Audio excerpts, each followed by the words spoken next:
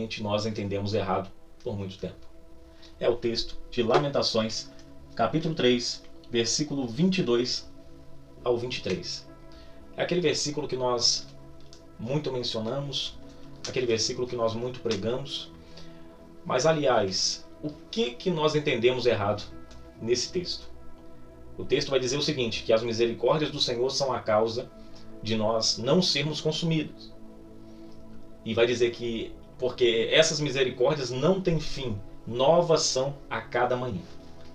E é interessante já deixar desde o início, para os irmãos, que a misericórdia aqui, que é mencionada, fala de uma atitude de Deus, uma característica de Deus, um Deus misericordioso, para com as nossas vidas. É algo que Deus dispôs a nós, que Deus disponibilizou a nós, homens pecadores. Misericórdia.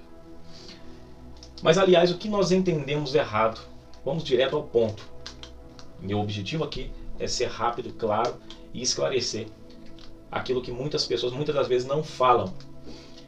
Você que não é inscrito no canal, se inscreva no canal, deixe o seu joinha e comenta se você também entendeu errado esse texto. Se você também entendeu assim, tá bom? Seu comentário ele é importante para dar engajamento ao vídeo. Eu coloquei aqui alguns versículos para nós entendermos aonde eu quero chegar.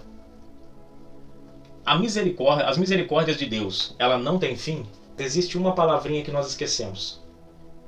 É necessário casar a misericórdia com o arrependimento.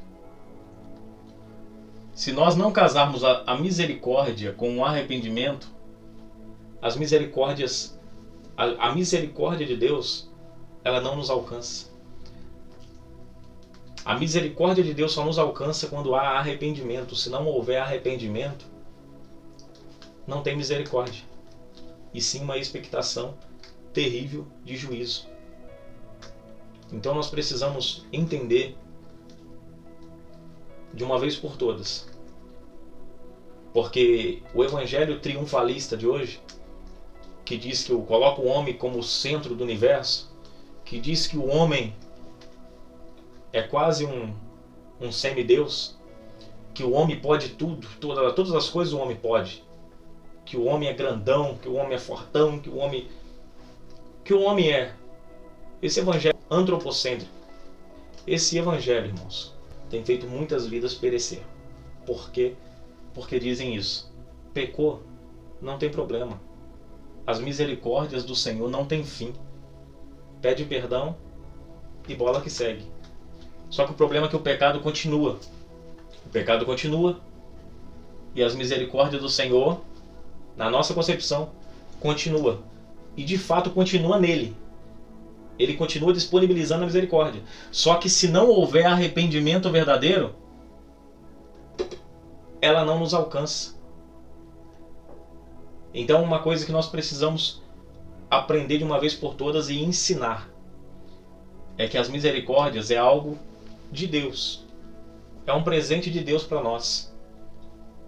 Misericórdia já fala. Misericórdia é quando Deus não nos dá o que nós merecemos. Enquanto graça é Deus nos dando algo que nós não merecemos. E Ele nos dá. Então, misericórdia é algo de Deus, que Ele dá para nós, pecadores, que não merecemos. Sabe o que é misericórdia de Deus? É você estar lá no culto, ou você estar na sua casa, e Deus vem a você através de uma palavra ou através de um louvor, e Ele fala para você corrigir uma certa atitude. Deus fala para você corrigir certas manias e maneiras. Deus fala para você corrigir a sua conduta como pessoa. Ele fala para você corrigir o caráter. Isso é misericórdia, Deus te dando oportunidade de corrigir. Isso é misericórdia. Aí aonde que essa misericórdia vai entrar em ação? Juntamente com a graça. Quando você se arrepende. Quando há o arrependimento verdadeiro. E o arrependimento, ele é o que, irmãos? Na Bíblia, no grego, metanoia, que significa mudança de mente, mudança de comportamento. Uma mudança completa.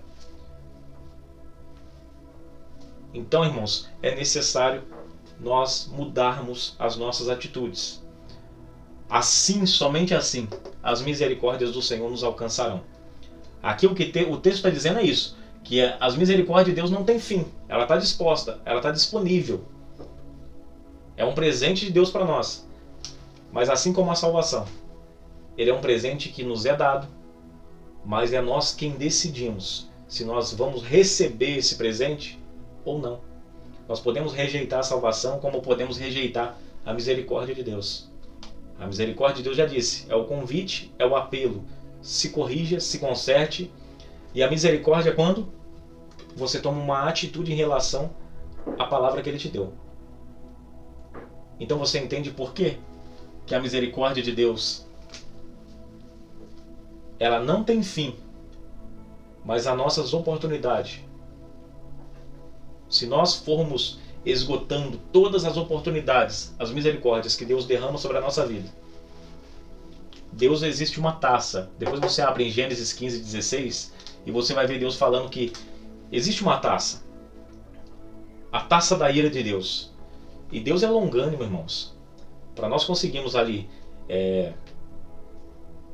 esgotar, fazer com que a taça da ira de Deus, da longanimidade de Deus se esgotar, é porque nós extrapolamos no pecado e na imundícia.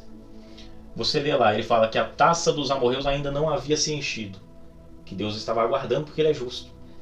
O mesmo tempo que ele dá para uma pessoa, ele dá para outra. O mesmo tempo que Deus dá para uma nação, ele dá para outra. Deus não tem parcialidade, irmãos. Deus não faz acepção de pessoas, de preto, de branco, de amarelo, de azul. Não faz. E aqui nós estamos vendo isso. Em Provérbios, aqui é nacional. Ele ia enviar juízo nacional. Tá? É em uma nação. Só que ele fala, ainda não está cheio. Estou esperando, estou aguardando. Aqui em Gênesis, é quando Deus iria executar juízo à cidade de Sodoma e Gomorra, ao país de Sodoma e Gomorra. E ele avisa, no 18 e no 20, ele avisa que o clamor, a impiedade de Sodoma e Gomorra havia chegado às suas narinas e estava cheirando mal. E é um momento que a taça da ira de Deus se encheu, ultrapassou. A impiedade daquele local ultrapassou. Aí eu falo para os irmãos, cabe a misericórdia num lugar onde não há arrependimento e a impiedade cresce? Não. Então não resta outra coisa a não ser juízo. E Deus executou juízo. Aí nós vemos para o individual, Provérbios 29:1. Vai trazer o juízo individual. Mesmo que nós temos no Antigo Testamento e no Novo Testamento. No Antigo Testamento nós temos vários exemplos, mas vamos lá, especificar um exemplo. Jezabel, que pecou, mas não se arrependeu. E Deus falou, e a sentença que Deus deu a Jezabel, através do profeta Elias, a sentença que Deus deu através do profeta Elias para Acabe, que Jezabel morreria e o sangue dela seria lambido pelos cães, ela não seria enterrada. E Deus deu a mesma sentença para Acabe. Só que a diferença é que lá em 1 Reis 21, Deus vai dizer, Acabe se arrepende. Ele rasga suas vestes, ele se veste de saco e joga cinza na cabeça e ele fica sem comer. E Deus olha para o arrependimento dele. Aí a misericórdia casou. E Deus falou, Elias, volta lá. Você não vê que Acabe se arrependeu? Vai lá e avisa ele que isso vai acontecer, mas não nos dias dele. Por quê? Porque o arrependimento casou com a misericórdia. Então você entende que tanto a misericórdia, como a graça, como a salvação, depende de uma atitude nossa em relação a ela. Precisa haver uma conexão. Precisa haver um casamento. Precisa haver essas coisas. Se não tiver essa ligação, não é possível essa misericórdia se manifestar, nem a graça se manifestar e nem a salvação. Então entenda uma coisa, quando Deus te diz algo, Ele está esperando uma atitude sua em relação àquilo que Ele disse. Quer seja bom, quer seja ruim, Ele está esperando uma atitude sua em relação àquilo que Ele está te dizendo. E se você não tomar a decisão no tempo oportuno, se você insistir no erro, infelizmente, Não resta outra coisa a não ser a punição de Deus sobre a nossa vida. E todos nós, cabe dizer aqui, irmãos, que todos nós, por mais bonzinho que seja ao ver humano, todos nós merecíamos a morte. Porque nós somos pecadores por natureza, então merecíamos a morte. Só de nascer já merecíamos a morte, porque já nascemos em pecado. Então já é misericórdia de Deus nós estamos vivos. É uma oportunidade de Deus para nós melhorarmos e se aproximarmos cada vez mais de Deus. Agora individual, Provérbios 29:1 vai dizer o seguinte: olha o juízo em nível individual. Quando não há arrependimento e a misericórdia não se manifesta, não há o casamento. O homem que é advertido muitas vezes ou repreendido muitas vezes e não ouve a repreensão ou não aceita, ele diz, será quebrantado de repente, sem que haja cura. E você não viu essa história acontecer? E você você nunca viu isso? Ah, fulano de tal, de repente, que você conhecia, estava na vida errada, mas de repente adoeceu. Foi para o hospital. Os médicos fizeram o possível, tinha dinheiro. Mas nada resolveu o problema. Por quê? Porque foi sem que haja cura. Não estou falando de salvação, porque até ali no hospital há a oportunidade da salvação. Há a oportunidade da salvação. Mas eu digo para os irmãos, isso acontece. Se você não se arrepender no tempo oportuno, só restará essa opção para você. Só restará essa opção para mim, se eu não ouvir as repreensões do Senhor sobre a minha vida. Que é a opção de ter de lidar com o juízo de Deus sobre a minha vida. E esse juízo, nada pode evitar, porque vem de Deus. E a palavra de Deus vai dizer, nós usamos sempre para o bem, mas agora, vamos usar. Operando Deus, quem pode impedir?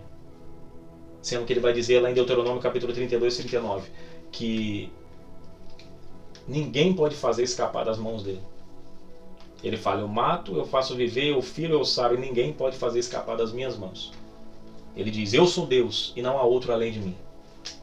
Então, irmãos, fique com essa palavra no teu coração. E lembre-se, as misericórdias de Deus não têm fim para aquele que tem arrependimento.